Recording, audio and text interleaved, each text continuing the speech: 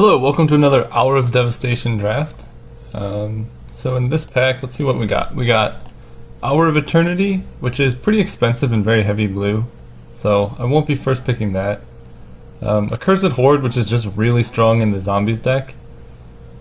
We have a Black Desert, Spellweaver Eternal, and Unquenchable Thirst, which is some pretty strong removal.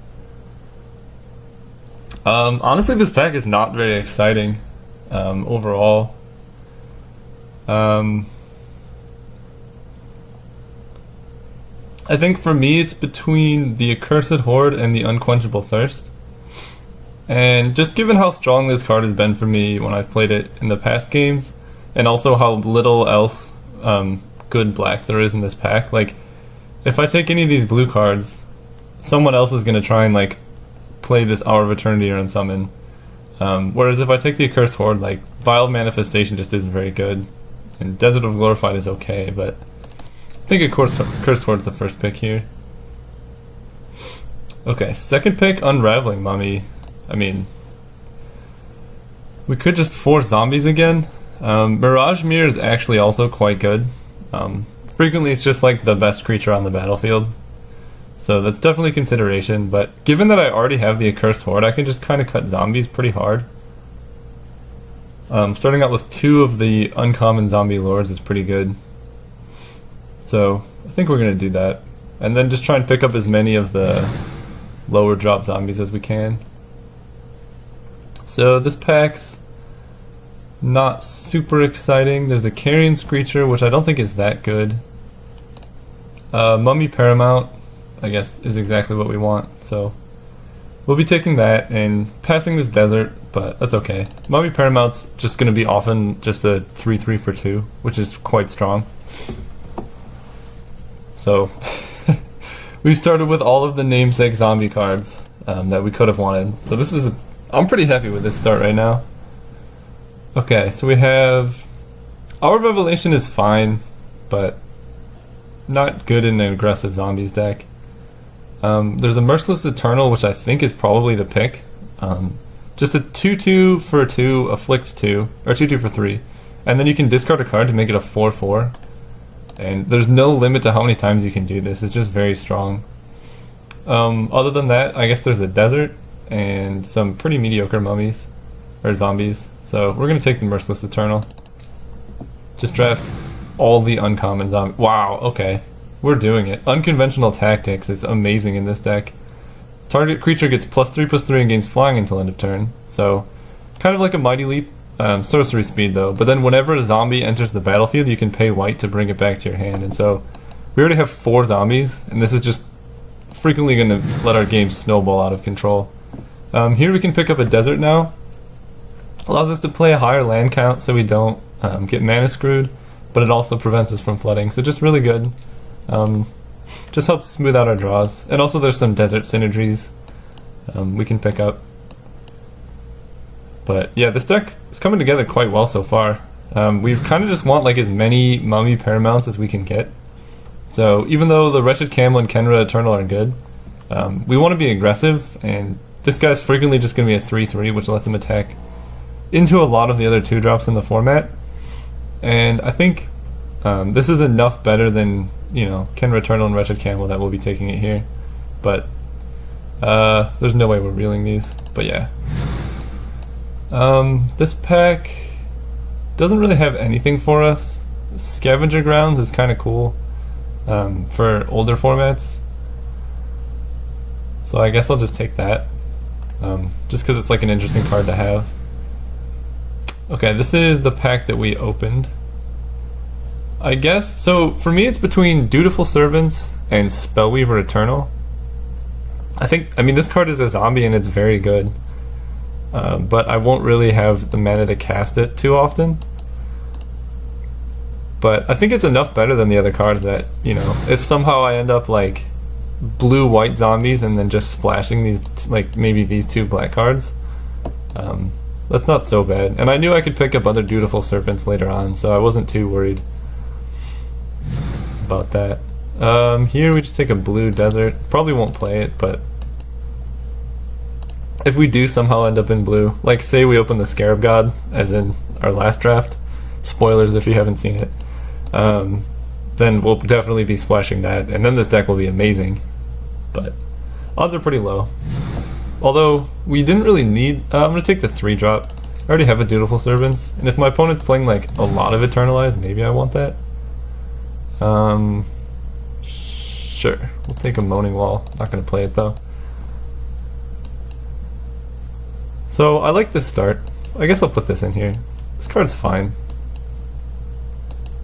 Probably not playing the Spellweaver Eternal, but you never know. I'm just gonna put it in the sideboard. Yeah, so we need more good 2-drops. And that's about it, really. Unconventional tactics, 2 zombie lords. Like, this is as good a start as we can ask for. Conjure of Souls. Probably don't want to play that. It's pretty expensive. So, wow, this pack's pretty bad, actually. Oh, Catcher's Last Mercy is not really that playable. Liliana's Defeat is a good sideboard card. It'd be good against us. But it's likely to come around. None of these cards are in my colors. I guess I just take the Lurching Rot Beast. It's a zombie, it attacks pretty hard, which is fine. Although, yeah, I think Liliana's Defeat is likely to wheel. Yeah, I think, well, this card's gonna wheel too. I'm just trying to think which would wheel more and which do I care about. Because this will be very good in, like, when I'm playing matchups against black players. Or players with black creatures. But this card wheels so often, I think I'm just going to take the Rot Beast. Wow. Okay, we're going to take Mummy Paramount. Passing up on a Torment of Venom, Gideon's Defeat, and Liliana's Defeat. But yeah, we just need to make sure our curve is evened out. And this card, you know, you get a bunch of them, it's so good. You don't even really need removal when you just have very strong creatures. Okay, so here there's a Banewhip Punisher, which would be our first non-zombie creature, but it's just a very strong removal spell. Or an Oketra's Avenger, if we just want to be aggro. And I think we have like a decent enough aggro that we can probably afford to take this Banewhip Punisher. Just kind of unconditional removal is very strong. And now we can pick up another Mummy Paramount.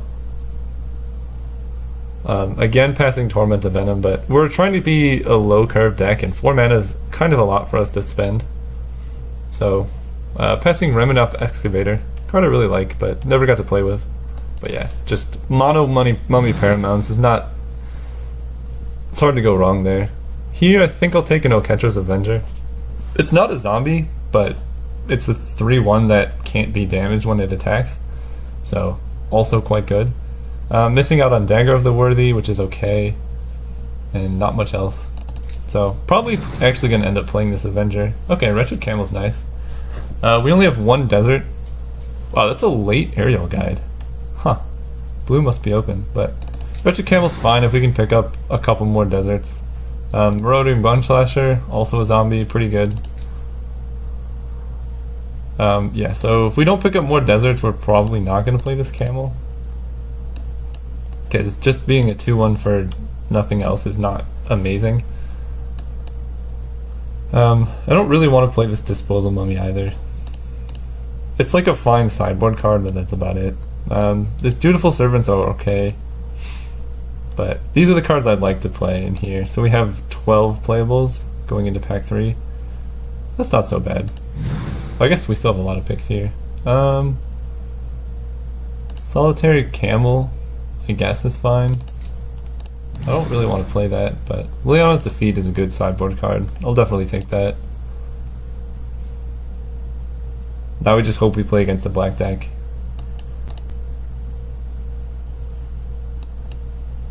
So the better question is, if I wheel both Liliana and Gideon's Defeat, do I take, you know, try and maximize my sideboarding for one matchup? Or do I try and spread around my good sideboard cards? I think Gideon's Defeat is probably just better, so I'm going to take that if I see both. But I don't have that option, so hope to play against black decks round 1. Carrion Screecher, I guess, is fine enough. Rune Red is good, but 3/1 flyer can definitely pressure them, and if we can give it lifelink, then I think that's strong enough to put in the deck. Grizzly Survivor, sure. Just a pretty unexciting 2/3, and although it looks zombie-ish, it's actually not, which is kind of confusing.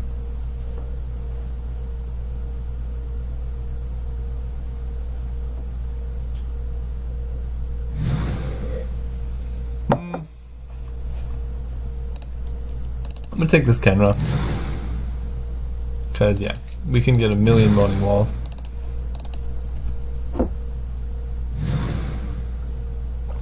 Wow. Wow, blue is very strong. Commit and Angler Drake?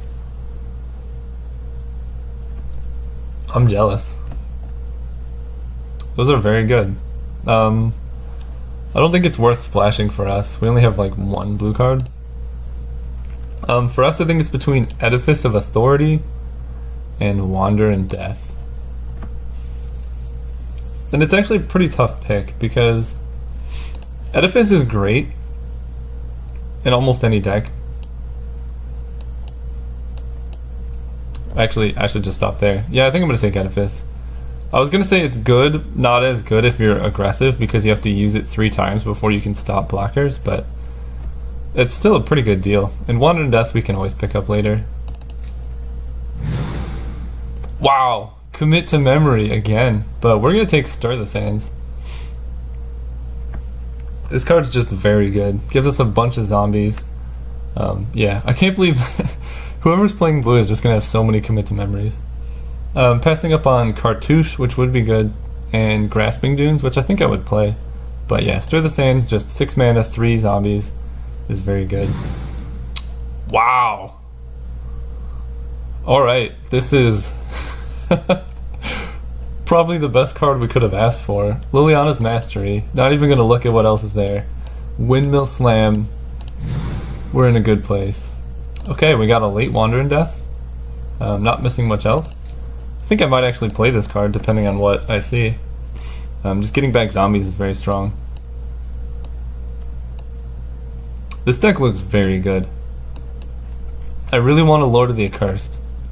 But given that I got past the Liliana's Mastery, I would imagine Lord of the Accursed would come around too. And if I can get both of those, maybe that's too greedy, but then our deck would be beautiful. Okay. Plenty of Wander in Deaths. Ruthless Sniper is a human archer. How many cyclers do we have? We have 1, 2, 3. I don't know if 3 cyclers is enough to just take. I mean, I can just take those who serve. He's a 1/2. Oh, I guess I have Desert of the True as well. So 1, 2, 3. Where are you? 3, 4. 4 cyclers, or I can just take those who serve. I think I'm gonna take those who serve. Ooh, Binding Mummy, perfect. I wish I had seen more of those, but okay. Ask and they shall answer. Binding Mummy again. Our deck looks amazing now. Double Binding Mummy, quadruple Mummy Paramount. Those who serve, we have Liliana's Mastery plus double Zombie Lord. Yeah, unconventional tactics. This deck is amazing.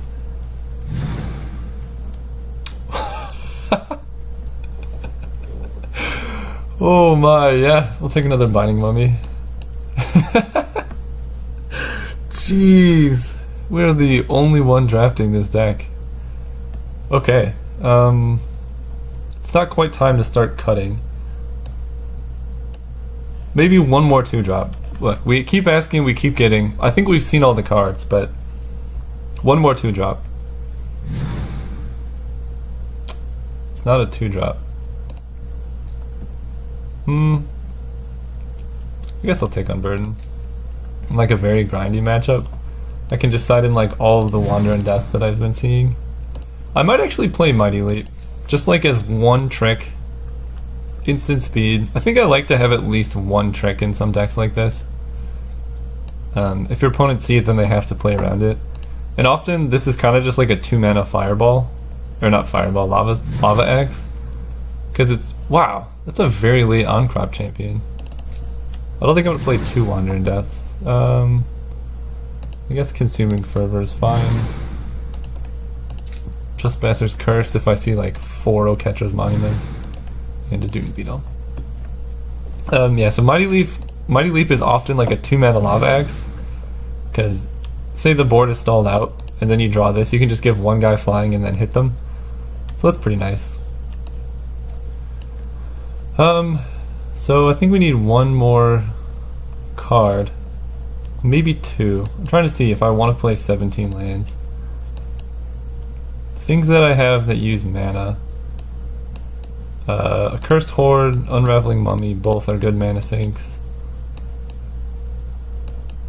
Edifice takes 1, that's not so bad. And then getting up to 6 for Stir the Sands is kind of important. So I think with 17 with a Desert should be fine. Which means I'll probably play Wretched Camel. And I'm going to play this Desert as well, just so I can get, you know, more activations of my Camel. It's unlikely that I'm actually going to ever use the Scavenger Grounds. Unless, maybe I have other zombies that are better. Wandering Death, Unburden, Scavenger. I guess the only other option would be Disposal Mummy. Is that better than Wretched Camel plus Scavenger Grounds? Wretched Camel, I think it's better just to have like an early 2-drop. Even if it doesn't turn on that often, it's still a zombie. Still triggers unconventional tactics. And with, you know, triple Binding Mummy and all these Mummy Paramounts, I think I just want cheaper creatures. So, I actually, for the sake of consistency, because I'm not going to win the game by like grinding my opponents out of cards, I'm going to win the game by having 3 Binding Mummies and playing 1 creature. Or like, just imagine, triple Binding Mummy, and then you cast Liliana's Mastery. You tap down just their whole team and swing for lethal. So I don't really need that much card advantage. I just need some late game staying power. So yeah, I'm just going to play the Camel with only 1 Desert. And I think 17 lands might be a lot. So I could play Disposal Mummy in 16.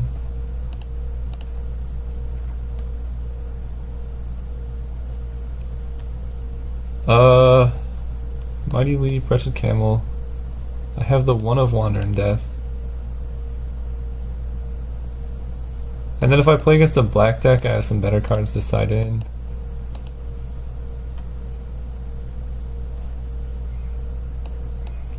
$16 lands, too few. This deck is very strong.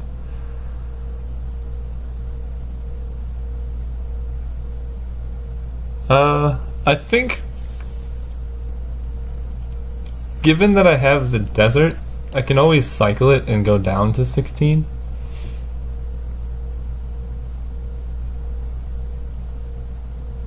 No, I think 16's fine. Well, my whole deck is pretty much 2 and 3 drops. Okay, so sort by color. Pretty even, although I think I have more early white drops. Not sort that, sort by CMC. Yeah. So hitting white on turn 2 is very important. So we're gonna have 9 white sources and 7 black sources. Is that good? Because I really want to be able to hit this on turn 5. 1, 2, 3, 4, 5, 6, 7. 1, 2, 3, 4. Actually, I'm gonna do even split because hitting Liliana's Mastery on turn 5 is so important. 1, 2, 3, 4, 5, 6, 7. Wait. 1, 2, 3, 4, 5, 6, 7, 8, 9. I swapped the planes for planes. Swamp. Okay. 1, 2, 3, 4, 5, 6, 7, 8. Perfect. Alright, this deck looks great, and see you guys round 1.